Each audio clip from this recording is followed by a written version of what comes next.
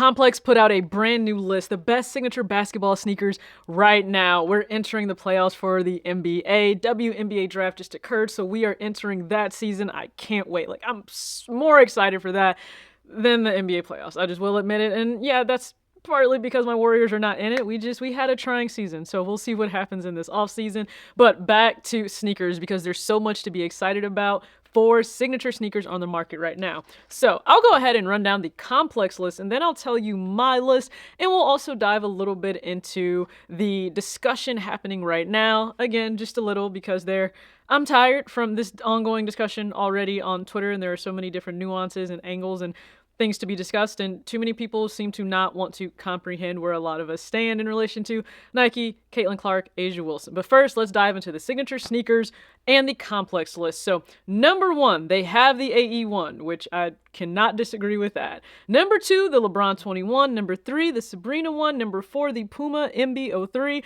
Number 5, the Anta Kai 1. Number 6, the Ja 1. 7, the KD 17. 8, the Book 1, 9, the Harden Volume 8, and 10, the Luka 2. And yes, he has a brand new shoe on the way. That list isn't bad. It's not bad.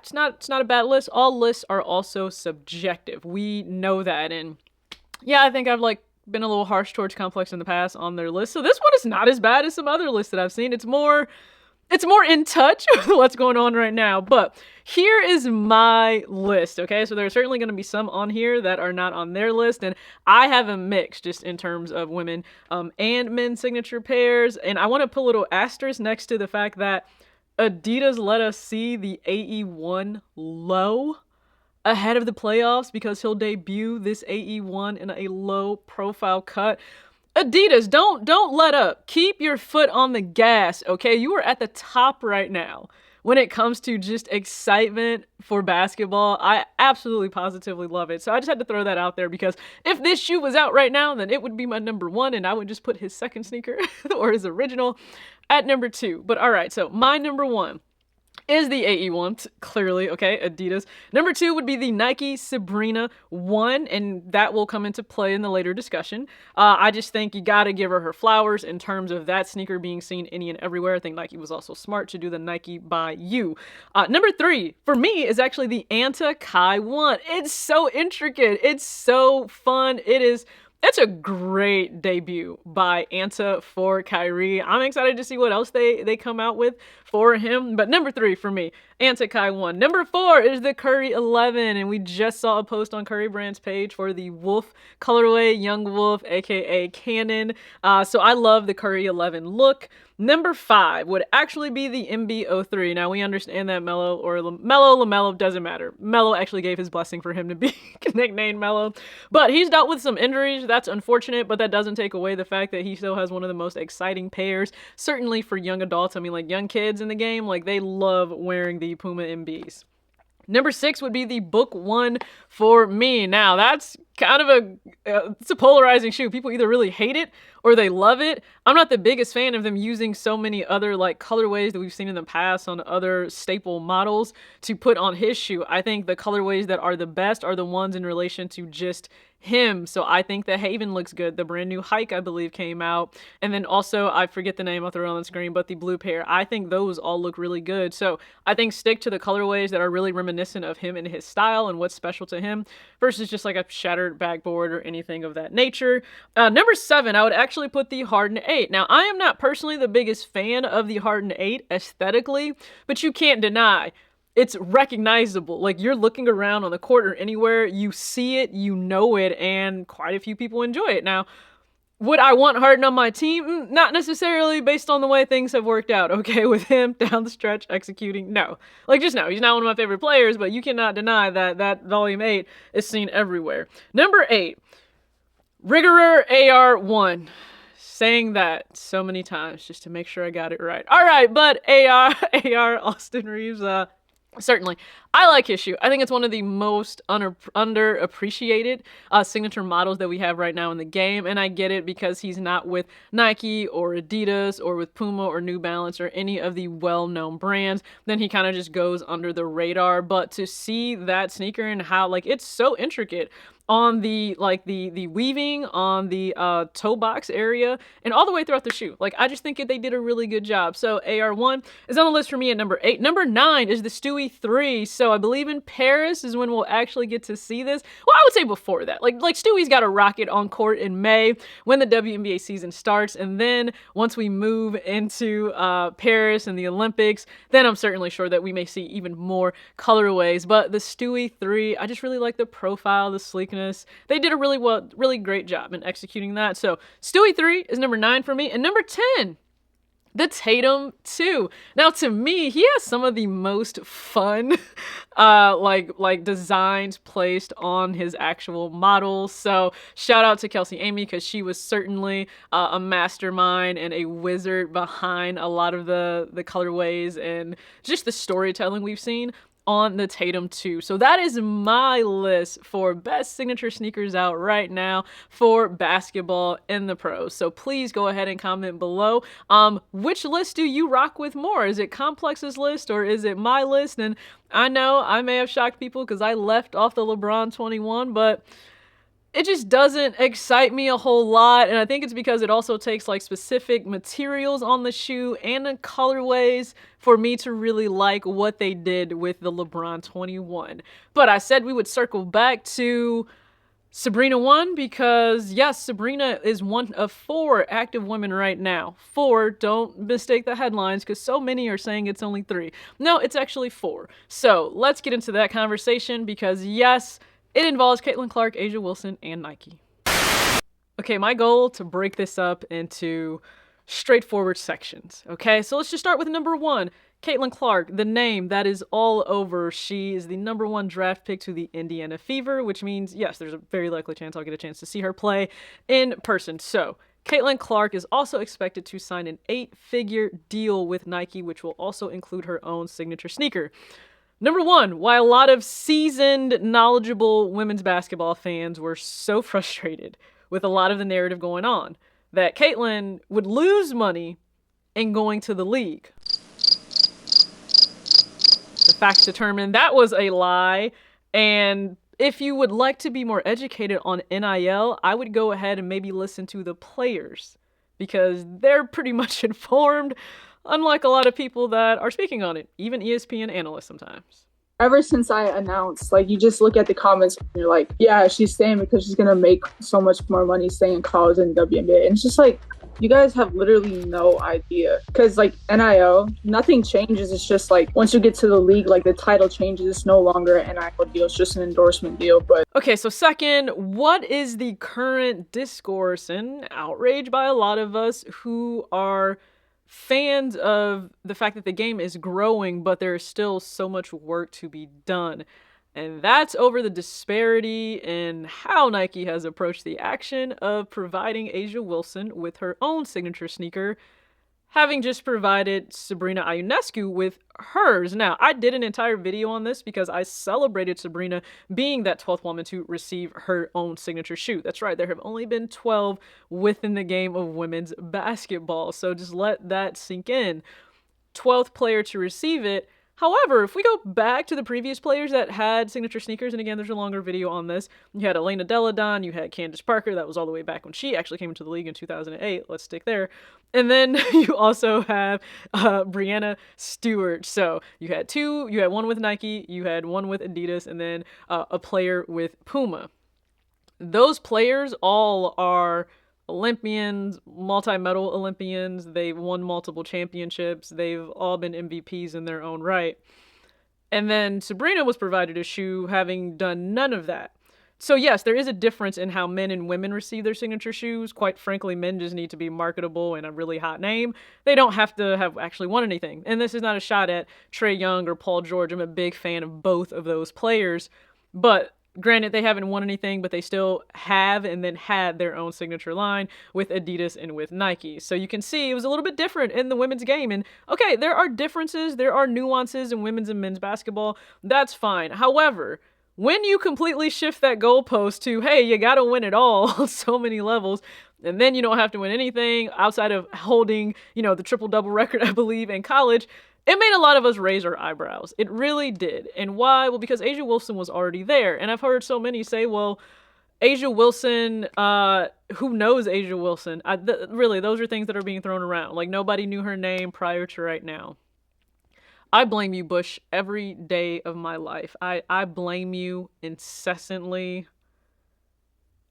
I don't have words for what you have done with the children you have left behind. But you know what? Asia Wilson is known. She's absolutely known. You know how well she's known?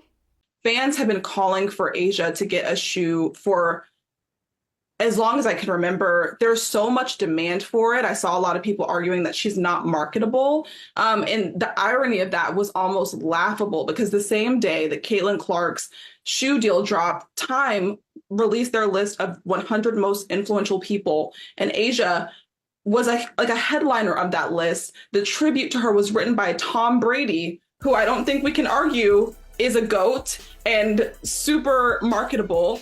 Asia has shown consistently that she's charismatic, she's excellent, two-time MVP, Defensive Player of the Year. She's a back-to-back champion. She won in college with South Carolina. They have a statue erected in her honor. Like, this woman could not be more marketable if she tried. And so for Nike to put her in the position where she then has to go on social media and kind of cool her fans and like urge them to be patient and almost like defend Nike, it's such a disappointment. I just had to go ahead and tap in Natalie and Callie just to give you guys just some context of Asia being her, and she has been her, the face of the league. But this is a message I really want to get across, especially to newer fans, because you seem to not really get this.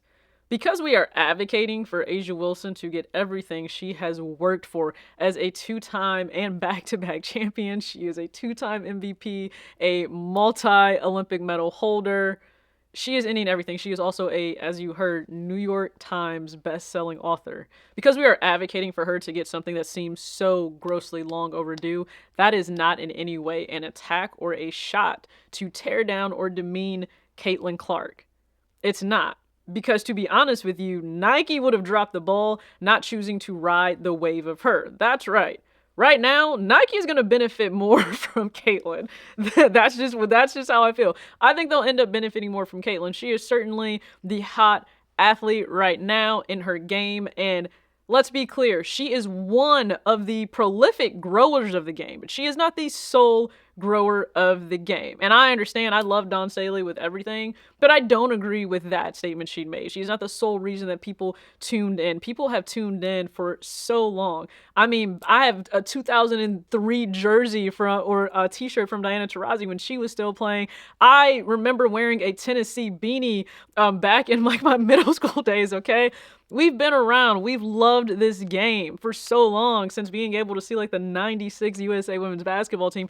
We've loved this game. We've loved these women who have built it, who have created it, who have cultivated something so special. And I'm really glad that the world is tuning in, but I just want you all to tune in, comprehending what is actually being said. Comprehend the grievance. I guess that would be my message. Comprehend the grievance. The problem is not with Caitlin at all. It's not. And even the narrative that they're throwing around that there's a rivalry with DT and Caitlin, no, there's not. Caitlin's giving nothing but respect, and DT is DT. And if you're a new fan, let me just give you the crash course. That's just DT. That is just Diana Taurasi. That's how she is. She owns it. We laugh that she's like the dinosaur. She's not giving up that roster spot. Not even on the Olympic team, okay? That's an inside joke. We have that, okay? There are so many, again, different nuances and storylines and things in relation to women's basketball. And if you're just tuning in since like January, February of 2024, all right, we're welcome.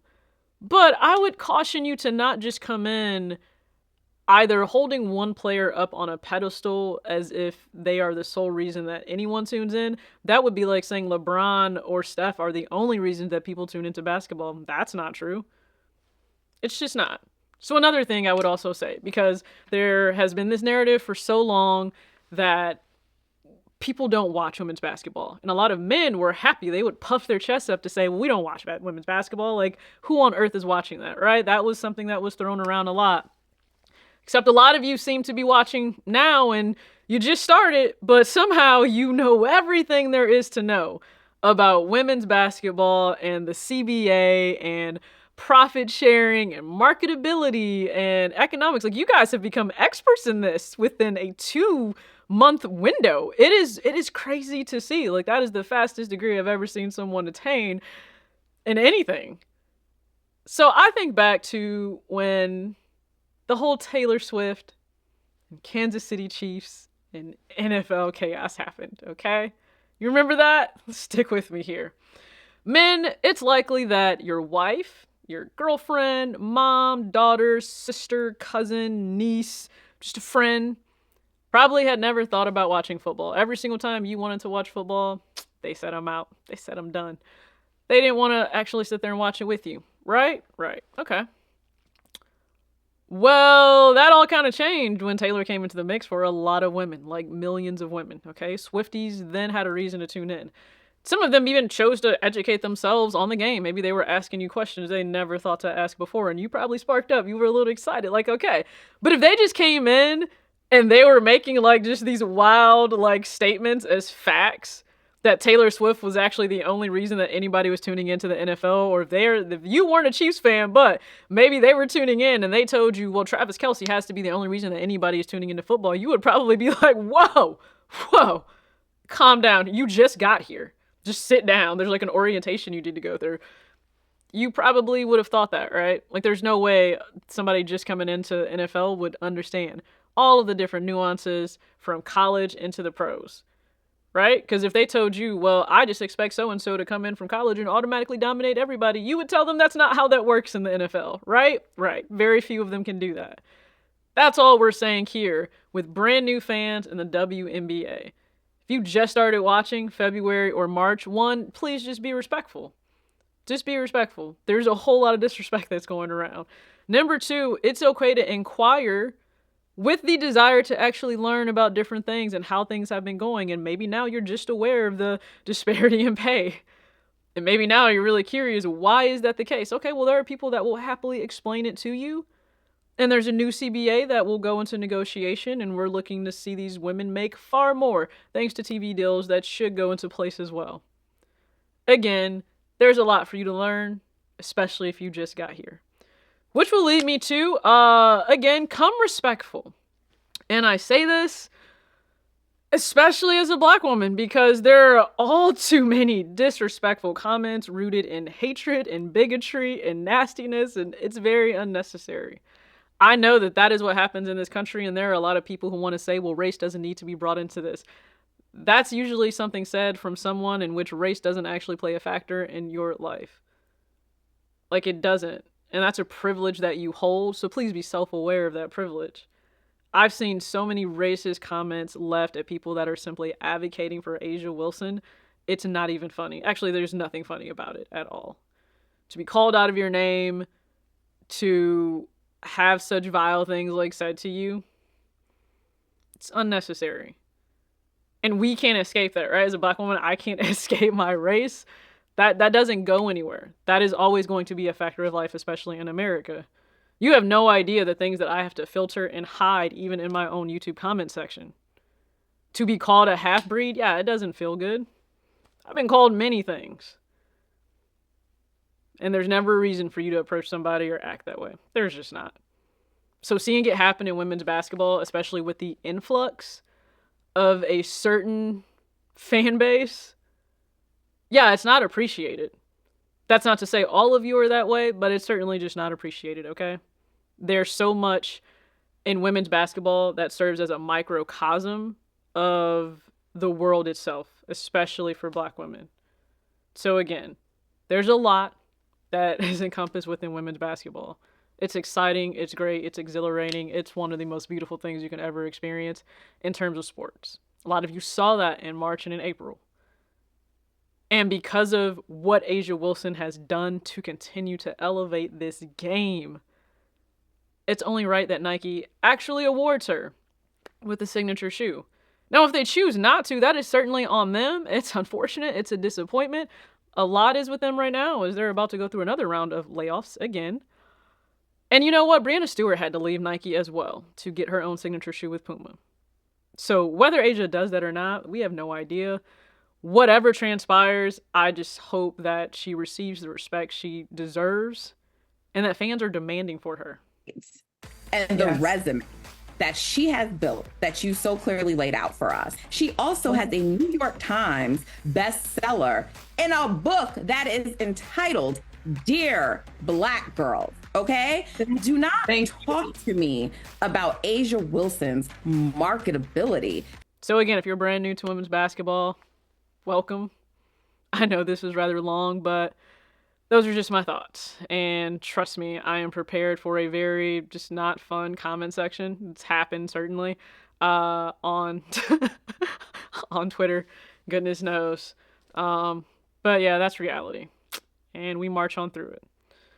So, as I always say, act your age, not your shoe size. Peace.